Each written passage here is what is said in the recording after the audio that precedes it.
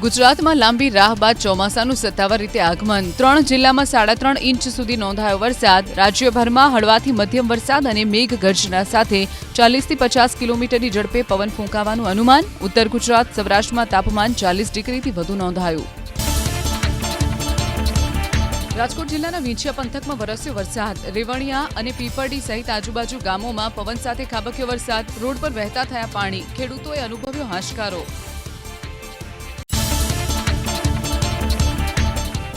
બોટાદ જિલ્લાના રાણપુરમાં વરસાદ। મોટી વાવડી, કુંડલી અને નાની વાવડી સહિતના ગામોમાં પવન સાથે તૂટી પડ્યો વરસાદ। વરસાદની રાહ જોતા અન્નદાતામાં જોવા મળ્યો આનંદ। નર્મદાના દેડિયાપાડામાં વરસ્યો ધોધમાર વરસાદ। વરસાદના પગલે તારવ નદીમાં પૂર જેવી સ્થિતિ। ડુમખલથી મહારાષ્ટ્ર તરફ જતા રસ્તા પર ફરી વળ્યા પાણી। જૂનાગઢમાં પ્રી મોન્સૂન કામગીરીના નિરીક્ષણ દરમિયાન રસ્તાઓ હજુ કાચા હોવાનું મનપા કમિશનરના ધ્યાન પર આવ્યું।